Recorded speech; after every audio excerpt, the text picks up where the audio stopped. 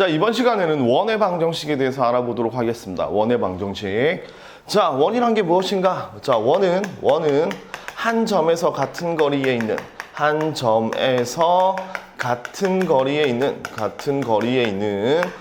점의 자치. 이걸 우리는 원이라고 불러줍니다. 그러니까 원 이렇게 그리면 요 점에서 같은 거리에 있다 이런 얘기죠, 그죠? 자, 요때 요 중심이 되는 점, 요걸 우리가 원의 중심이라고 부르고 요 거리를 반지름 이렇게 불러줍니다. 원 정의 내에서 원에서 중요하게 생각해야 되는 두 가지가 다 나오는데요. 한 점, 이 원에서의 이 한 점을 우리가 원의 중심이라고 부르고 같은 거리 얘를 우리가 반지름이라고 불러줍니다. 자, 그러면 원이 주어져 있고 원의 중심이 주어져 있고 반지름이 주어져 있을 때 원의 방정식은 어떻게 되느냐 한번 생각해 보도록 하겠습니다. 여기 원이 하나 주어져 있고요. 이 원의 중심을 A, B라고 잡아보죠. 그리고 반지름을 R이라고 잡았을 때 이 원의 방정식을 한번 유도해 보겠습니다. 되게 쉽습니다.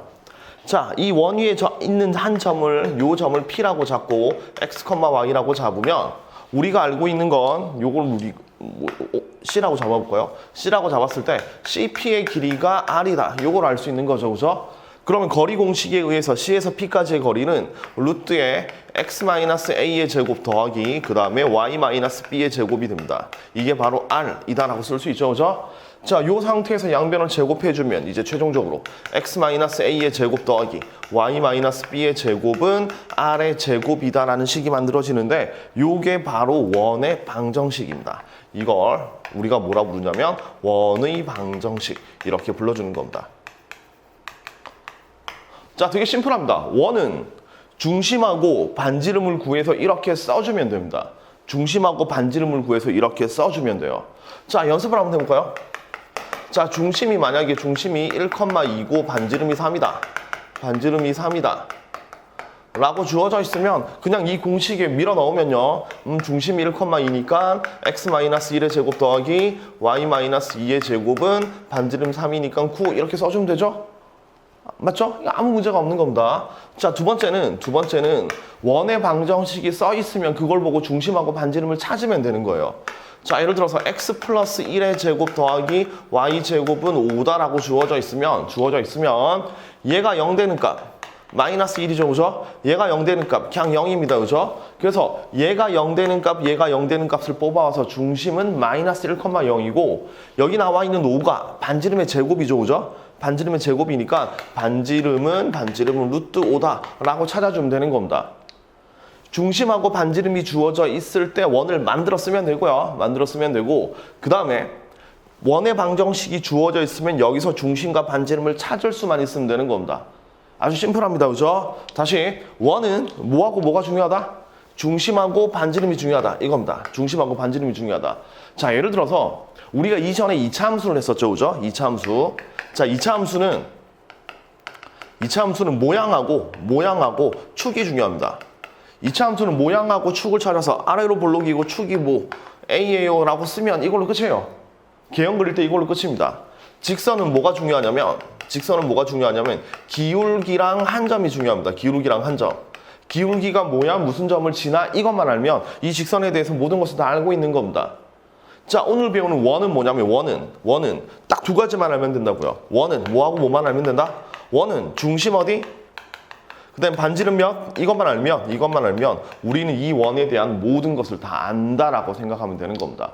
중심이 몇이고 반지름이 몇인지만 알면 이렇게 원의 방정식을 만들어 줄 수도 있는 거고 그 다음에 원의 방정식이 주어져 있으면 여기서 중심과 반지름을 찾아내기만 하면 된다 이겁니다. 아시겠죠? 그래서 이렇게 중심하고 반지름을 찾아서 원의 방정식을 만들면 되는 건데 자, 이걸 조금 꼬아놓죠. 아까 방금 전에 선생님 예를 든 것처럼 중심이 뭐고 반지름이 뭐일 때 원의 방정식을 구하세요 라는 건 너무 쉬운 거니까 원을 좀 꼬아놓습니다. 원의 방정식을 조금 꼬아놓습니다. 한번 여러 가지 예를 한번 들어보도록 하겠습니다. 자, 첫 번째는 A점 마이너스 1, 마이너스 2 그 다음에 B점 3, 마이너스 4를 지름으로 하는 원의 방정식을 구하세요 라는 이런 문제입니다. 자, 중심과 반지름을 주지 않고 중심과 반지름을 살짝 숨겨 넣는 문제죠. 자, 그런데 뭐 너무 쉽죠? 여기 대충 여기 A점이 있고 B점이 있을 때 얘를 지름으로 하는 원을 구하세요라는 얘기입니다. 자, 보시면 아시겠지만 여기가 A, B. 그럼 우리는 원의 방정식은 뭘 찾아야 된다고요? 그렇죠. 중심하고 반지름을 찾아야 되는 겁니다. 딱 봐도 원의 중심 어디죠? 당연히 얘가 지름이니까 여기 중점이 바로 중심이 되는 겁니다.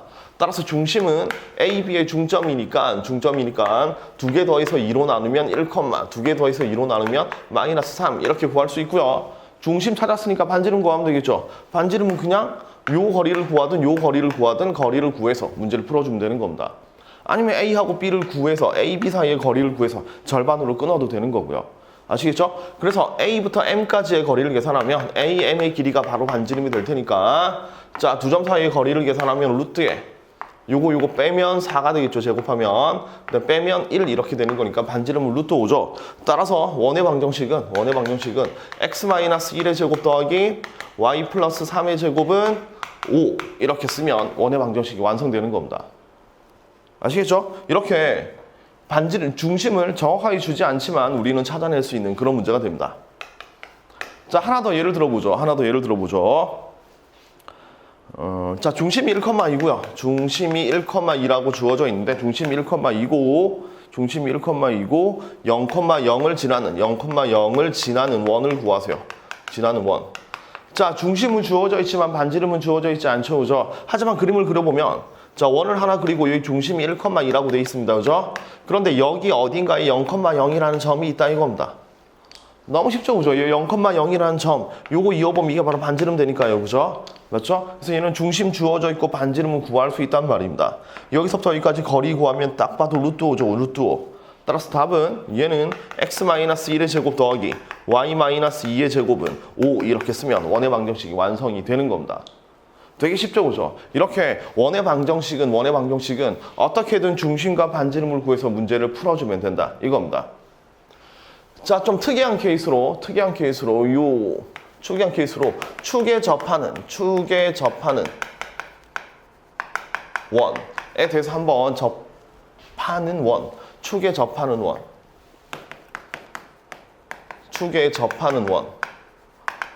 원에 대해서 한번 생각을 해봅시다. 축에 접하는 원. 자, 예를 들면 중심이 3,2고 그 다음에 X축에 접하는 원의 방정식을 구하세요. 이렇게 문제가 나왔습니다. 자, 중심이 3,2고 그 다음에 X축에 접하는 원의 방정식을 구하세요. 자, 얘는 중심은 주어져 있으니까 반지름을 분명히 찾아야 되는 거고 문제에서 반지름을 숨겨놨을 텐데 반지름을 숨겨놓은 게 이거죠. X축에 접한다 이런 말이 나와 있습니다. 자, 그럼 살포시 그림을 한번 그려보면요. 여기 X축이 들어있고 여기 어딘가에 3,2라는 점이 있습니다. 그죠? 그럼 얘가 중심이고 X축에 접하니까 요 그림 그리면 이렇게 그림이 그려지겠죠. 자, 요런 반지름 눈에 보이나요? 그렇죠. 반지름 바로 여기 있습니다. 여기 바로 반지름이겠죠. 이렇게 수직이니까. 그리고 반지름의 길이는 몇이다? 2다. 이런 결론이 만들어지는 겁니다. 그럼 중심하고 반지름을 아니까 그냥 문제를 쓰면 되는 거죠. 그죠? 원의 방정식을 구하는 건 아무 문제가 없습니다. 자, 그래서 X축에 접한다는 표현에서 중심의 Y좌표, 이 2라는 게 바로 반지름이구나 이렇게 찾아낼 수 있겠죠. 자, 이걸 좀 더 확장해서 생각을 한번 해보면요. X축에 접하는 원은 한 두 가지 정도가 있을 수 있습니다. 이 위에 접하는 경우, 아래에 접하는 경우 이렇게 만들 수가 있는데 자, 위에 접하면 중심의 Y좌표가 바로 반지름이고요.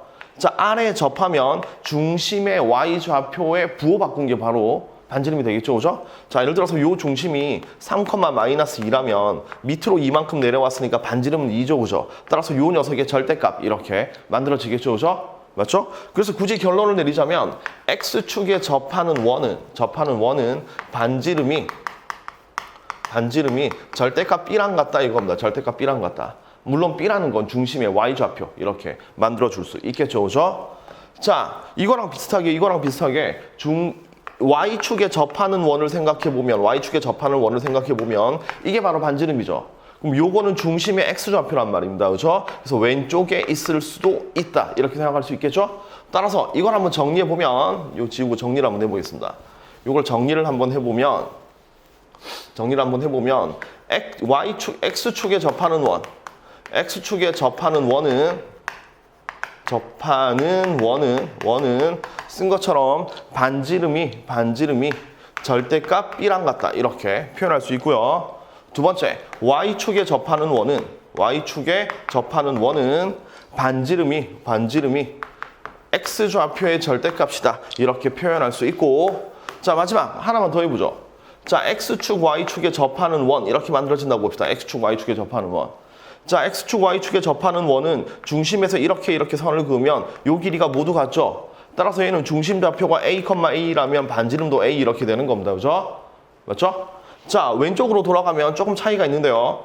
자, 요 점은, 자, 반지름을 만약에 R이라고 쓴다면 요 점은 마이너스 R, R이 중심이 되겠죠.